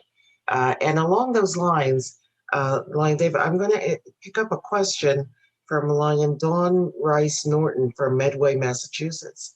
She's asking if it would be nice to have a better, more formalized process to connect through service across country borders. So as you just mentioned about cyber clubs, and she's saying to connect, she's interested in talking about connecting interested clubs with resources to help with those clubs in areas where help is most needed. And should this be something that is considered? And I believe you've started to answer that question. Is there anything else that you would add to that? Well, I think Dawn asked a great question from Medway, Massachusetts. And I think what I would say is, you know, through the North American Membership Initiative, which is going eventually worldwide under past International Director Jerome Thompson, there are so many ways to connect people through the club specialists such as Rajan Thapar or Raj Thresha to connect people. And we're doing a connection right now between Nepal, or we're going to be between Nepal and Connecticut. When I was a district governor previously in Southern California, we had a twinning with the Philippines, because in our district of Southern California, San Diego and Imperial counties, we had at that time 8 Filipino American Lions clubs. And there was a lot of synergies created across country borders. We also had a relationship with Mexico, because many people wanted to go down and work on projects in Mexico, or Mexican people wanted to come up and work on projects in the United States. So I think it's really the mind's the limit. Whatever you think you would like to do. And again, the United Nations is such a great example. 75 plus years of really pulling the world together. And now the United States is really stepping back up to the plate and making sure that we focus throughout the world on needs. And that's why I'm so pleased with this relationship between Lions Club International and the United Nations. You heard Mihao talk about some of the things from information and some of the needs and technology, sustainable development growth, but there is so much we can learn from the United Nations. But there's so much the United Nations can actually learn from Lions Clubs International. Recently, past International President Al Brandel asked, how can we get the two foundations maybe focused more? What Lions and our large Lions Clubs International Foundation and the United Nations Foundation. So really, the world is unlimited in possibilities. It just takes more and more people stepping up to the plate and saying, I want to serve, I want to be connected, I want to serve others and make this a better world for all. No, it couldn't be said better. And I do want to come back to Mihao and ask him to join us in this part of this conversation, specifically as to what you may see, Mihao, as to cultural changes at the UN as things evolve, as we emerge from the pandemic. What impact do you see this experience having on all of us, UN included, in moving the world forward? Thank you. Yeah, I've been just listening to all your inspiring stories from around the world of this activism surge that you're experiencing, and I think that's a big cultural change, not only at the UN, but everywhere around the world. People feel the need to do something, to be a part of the solution, to get involved. And this is that's actually what makes me very hopeful about the Sustainable Development Goals and about the possibility of recovering better. Because if you can grow a club from 3 to 60 in a matter of a year, it just shows that people feel that need. And I think especially the young people, who are the youngest generation we've had in human history, and are now very active we've seen them in marches for climate change. We've seen them fighting for equality, for racial justice. They are driving this surge of activism, I think. And we, like you said, the important part, like Soyam said, is connecting with them and connecting them to each other. I just experienced this myself. In my role with the Lions and the UN, I serve as a representative to UN Women. And during this month, they have, or in the month of March, they had completed their 2-week annual conference meeting to bring folks from all over the world to address issues of gender equality, education, certainly leadership and wellness issues. And so we registered to participate in producing a program. With that, they have had, in years past, you would have maybe a few thousand folks come into New York City to participate in that. So online, they had over 25,000 registrants, certainly overwhelming the system of the platform in terms of registration. But my point really being that we definitely have to use all that we can at this point and take advantage of this moment in history to really propel us and address issues that have been sitting and need our emphasis and our effort. Rohit Masadi of Kolkata seems to agree as well, and he asks a question: can we all, as service organizations working toward common goals, connect through service and make it a joint effort? So I'm going to turn to Soyam on this question, because we also have an office. There is an office in Kenya for the UN, and we do have individual Lions attempting to connect in Nairobi with the UN. And I don't know, Soyam, if you've had that experience or if you could speak to a little bit of that issue. Yes, but before I go to your second part of your question, I would just like to share a little analogy of what we're speaking in now. So Mihao mentioned that they're investing 340 billion in technology for around the world for those that cannot have access to technology. Jody and David have both expressed how technology is working in the United States and how they have a lot of cyber clubs and how virtual is impacting them positively and technology. Me sitting here in Kenya, I'm in the middle because Kenya's on the poverty line. So we have a fewer number who can have access to technology than Jody or David in the United States. But then we have Mihao, who from the UN is willing to understand the problem, and we're trying to find a solution. So when you talk about connecting through service and joining in partnerships, this is a perfect example. You have 3 different scenarios, you have one problem, and we're all here to help in building the solution. So I just wanted to share this analogy with you. So I wanted our audience to also know this is the power of connecting through service. To answer your second question, we also have a very good relationship with the United Nations in Kenya. We have the 3rd biggest headquarters.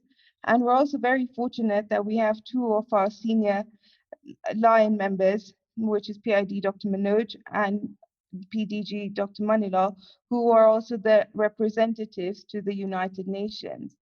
And I cannot tell you that the work and bridging gaps between the United Nations and the Lions that they are doing with the help of all of us is phenomenal.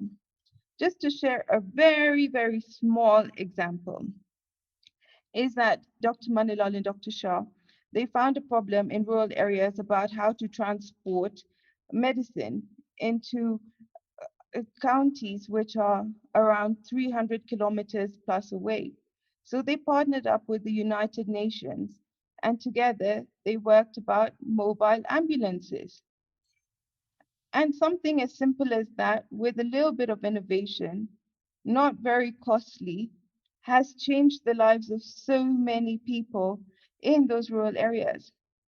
That is also another connection to service. So for our viewer, Rohit, this is a great example of even us sitting on this platform to join partnerships with the United Nations and with other Lions from other countries and see how we can find solutions and use each person's expertise, and let's turn problems into solutions by working together with each other. Right. Absolutely, again. And I want to thank all of you for participating today and advancing this conversation. I'm hopeful that we learned a lot from each other. We sit in different parts of the world, It would be wonderful for us to not just think we've enjoyed this experience today with about in excess of 5,000 other Lions, but that we also take it back to our different communities, our different clubs, our different even other volunteer groups in our communities. Share a little bit of the experience of what it means to be able to connect across all of our different locations and connect meaningfully. That's the point, right? We want to connect meaningfully. So again, PCC Jody, VDG Dave, Mihaus Shizmansky, Zone Soyam. It has been a pleasure. Certainly when you visit New York, we expect to hear you call on us. And I certainly will be calling on you when I visit your areas and your communities as well. At this time, I believe that we are going to turn the program back over. We've talked quite a bit, so we're going to turn the conversation back over to PIPL. Thank you. Thank you, PDG Jackie, and esteemed panelists. That was a great look into how ingenuity and determination can shape and improve how we connect and serve, even or maybe especially during times like these. Last month, I was honored to participate in a very successful UN event titled Lions Supporting Gender Equality in Health and Service, which was hosted in conjunction with the United Nations 65th session on the Commission on the Status of Women by our panel moderator, Lion-appointed representative to the UN Women, PDG Williams. What you may not realize is that PDG Williams and I are 2 of 15 appointed Lions representatives to UN locations and agencies working throughout the year to strengthen our relationship with the United Nations. Our shared goal is to increase the service impact and visibility of Lions and Leos and to help achieve the Sustainable Development Goals, which are so closely parallel to our own global causes. The UN agencies to which we are connected include the World Health Organization, United Nations Office on Drugs and Crime, UNICEF, and UN Women. Each year, Leos around the world participate in the International Leo Day video contest. This year, the theme was, fittingly, #HopeConnects. Here to tell us about the contest and this year's winner is Leo Lion Board Liaison Juan Manuel Carreras from the Fray Bentos, Uruguay. Better known to his nickname, Pollo, he started his Lions journey in 2007 as member of the Fray Bentos Leo Club, transitioning 10 years later to a Leo Lion and active member of the Montevideo Asina Lions Club. In his current role as Leo Lion Board Liaison, Pollo sits on the Lions Board of Directors and the Service Activities Committee.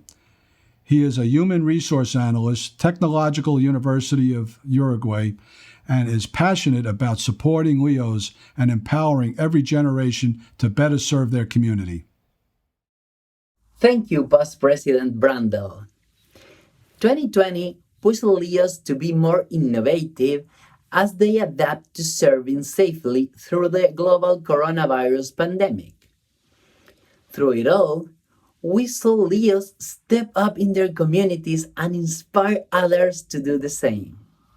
For the 2020 Leo Video Contest, we asked Leos to create a video showing how their Leo Club has served safely, stayed connected, and offer hope to their communities with the theme #HopeConnects. We asked them 3 questions. What does hope look like in your community? How has hope inspired you to serve safely? What have you done to stay connected to your Leo Club and sponsoring Lions Club? In total, we received 53 official video submissions from Leos in 22 countries with representation from all constitutional areas. This year's winning video was created by the Leo Club of Binan in Philippines Congratulations, Leos! Let's take a look at the winning video. This pandemic has taken so much from us, but there is one thing it cannot take: hope. We, the Leo Club of Binyan, see hope for our community, especially through these difficult times.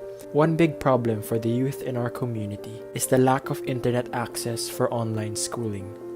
Less than half of public school students have a steady source of internet in their homes. As a result, we started this project called Sandata para sa Eskwela, or Weapon for School, a donation drive whose goal is to provide free internet data for public school students in need within our community. With the help of all the members of the Leo Club of Binyan and our members who guide us from the Lions Club, we have raised more than 100,000 pesos, or $2,000 so far. This enabled us to distribute multiple Wi-Fi devices across 8 different public schools in our community, including a monthly data donation to cover the entire school year of our beneficiaries. And we are still looking forward to help even more people. In this way, hope has become a means of communicating to others and maximizing education despite the lack of face-to-face interaction. Hope has inspired us to serve safely by looking at the brighter side that underlie our community's problems.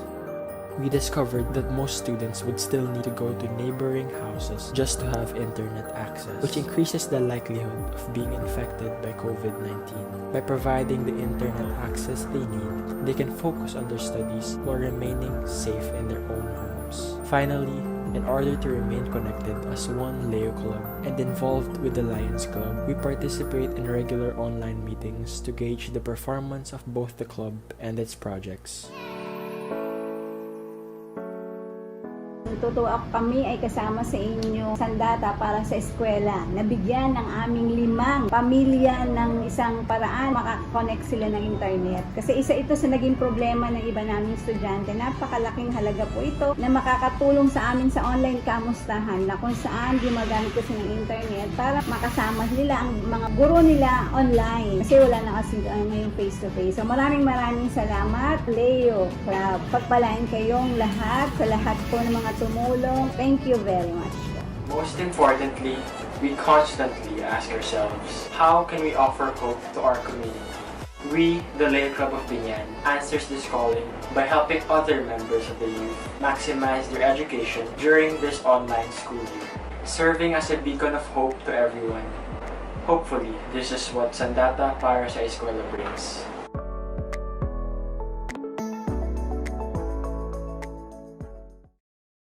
Wasn't that great? Let's go to our contest video in Philippine, Leo Toby Bautista.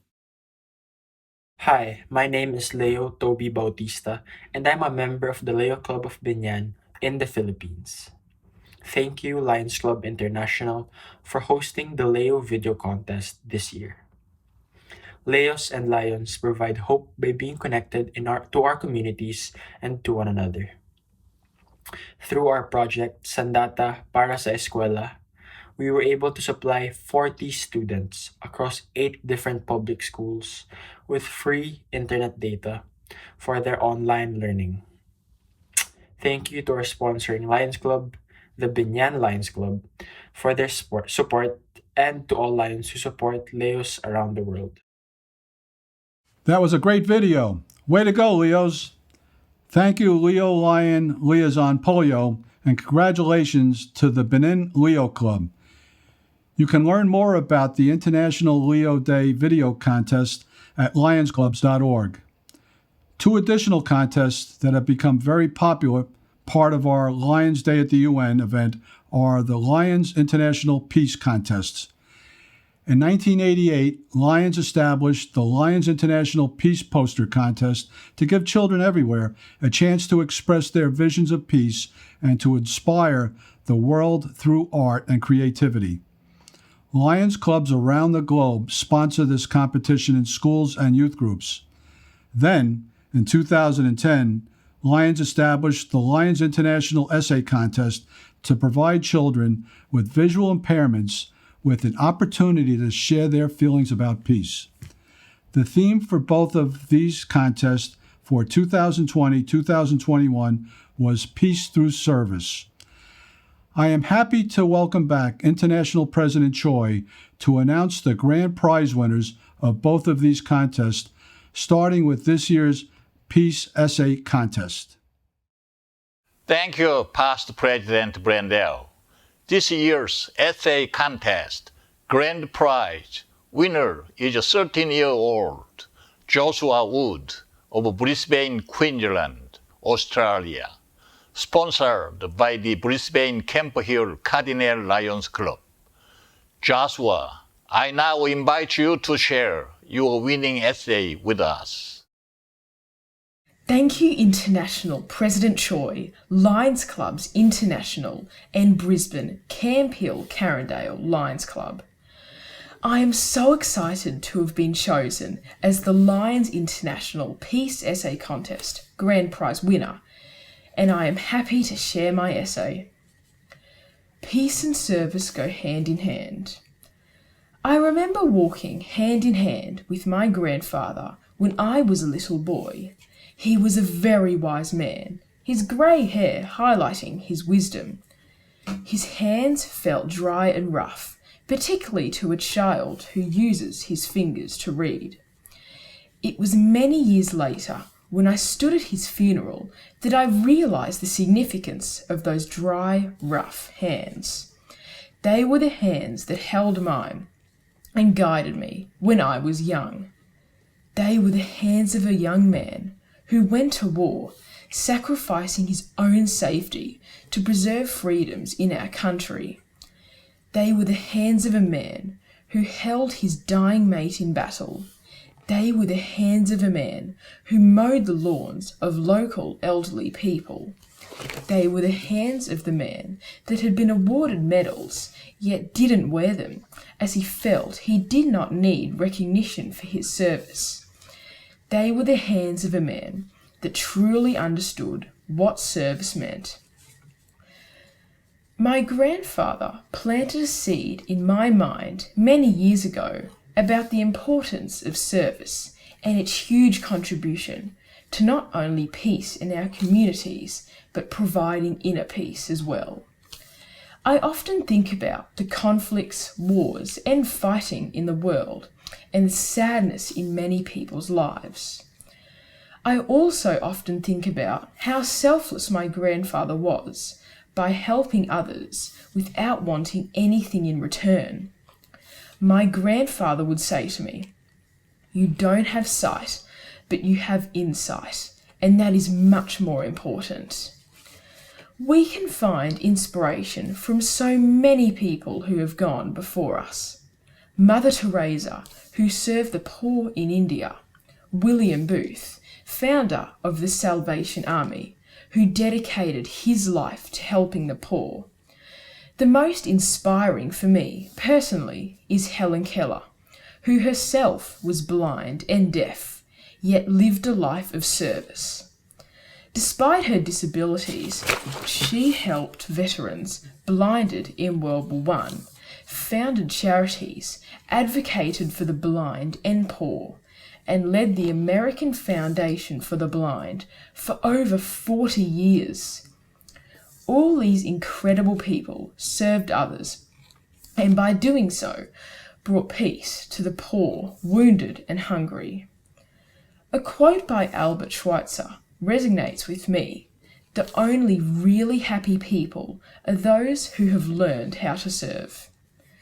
I have made a promise to my grandfather that I will spread the word about serving others and how it not only promotes peace for others, but also provides an inner peace that so many people are striving for. I can serve others despite my disability. I do not want to be self-focused, but focused on others. I hope to inspire others to achieve peace through service. In the words of Mother Teresa, the fruit of service is peace. I want to plant seeds of peace in my life and encourage others to do so also. Peace and service go hand in hand, just like my grandfather and I walking along many years ago. My grandfather's message has always stayed with me, and I hope that my message stays with you. Thank you. Thank you, Joshua, for sharing your essay with us. It is now my pleasure to announce the grand prize winner of this year's Lions International Peace Poster Contest.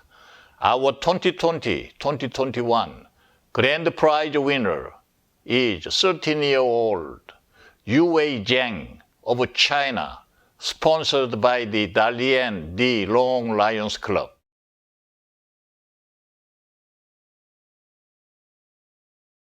That is a beautiful poster. Yue, I invite you to say a few words about your poster. Thank you, International President Choi, Lions Clubs International and the Dalian De Long Lions Club. I am very happy that my poster has been chosen as this year's grand prize winning poster. I am a student at Haibin School of Arts and I have been interested in art my whole life. My poster shows the dove of peace opening its wings and flying towards the sky, providing all kinds of services to achieve peace. Peace represents balance and therefore represents harmony. It provides a better living environment for all people, and it allows countries to continue to develop. I hope that everyone who views my work will have a seed of peace planted in their heart and that we will create peace together. Service provided by all nations and all races is critical to creating peace. Everyone is a participant in this. Please reach out your selfless hands and let us build and create peace through service in every corner of the world. 谢谢大家。 Thank you, President Choi, and congratulations, Joshua and Yue. That is a moving essay and a great poster. Each of our Peace Contest Grand Prize winners will receive an award of $5,000 US. If you are watching this and you have not participated in these contests, I encourage you to do so. Not only are these contests a great way to lift up local youth support and humanities and promote peace, these are also great ways for your club to connect with local schools and youth groups and a great public relations opportunity. For more information about these contests, visit our website at lionsclubs.org. We have just about come to the end of this virtual LDUN event. Although I enjoy celebrating this event in person each year, this was a great opportunity to bring this event to you in your home. If you are interested in taking a virtual tour of the United Nations headquarters in New York, you can go to visit.un.org to learn more. This year, LCI will also bring our international convention into your home. Let's take a look.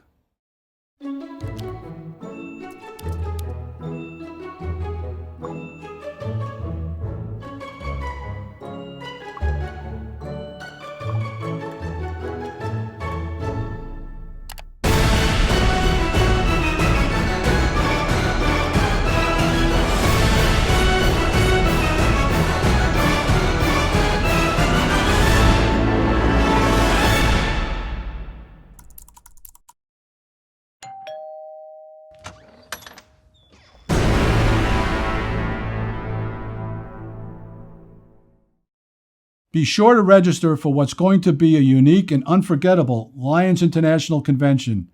Visit lcicon.lionsclubs.org. I would now like to welcome back International President Choi to give his closing remarks. Thank you, Past President Brandel, for chairing today's event. This has been a very special Lions Day with the United Nations.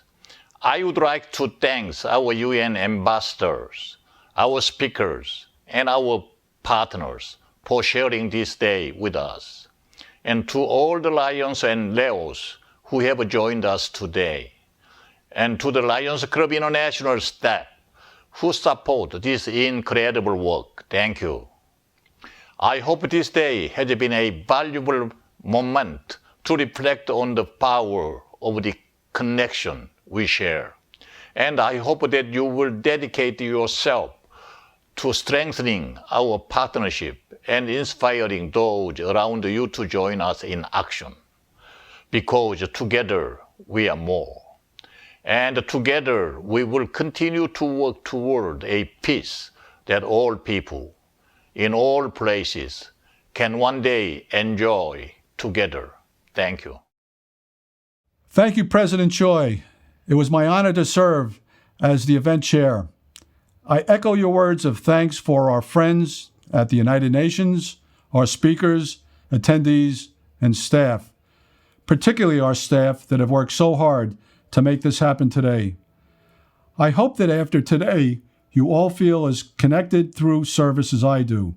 If anyone has any questions, comments, or suggestions about this event, email ldun@lionsclubs.org. Information about next year's LDUN will be posted on the Lions Club International website. The date for next year's LDUN is Saturday, March 12th, 2022. God willing, we'll all be together. And with that, I would like to leave you with something very special. Premiering here for the very first time ever is a new music video completely made up of Lions and Leos singers from around the globe.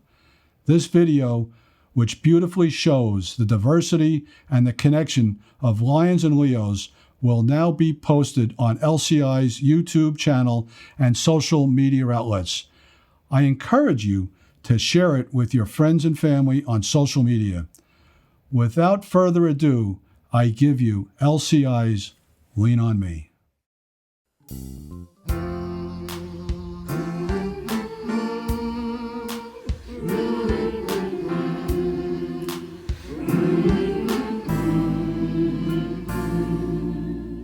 Sometimes in our lives we all have pain, we all have sorrow, but if we are wise, we know that there's always tomorrow. Lean on me when you're not strong, and I'll be your friend. I'll help you carry on, for it won't be long till I'm gonna need somebody to lean on. Please swallow your pride. If I have things You need to borrow, for no one can fill those of your needs that you won't let show. You just call on me, brother, when you need a hand. We all need somebody to lean on. I just might have a problem that you'll understand.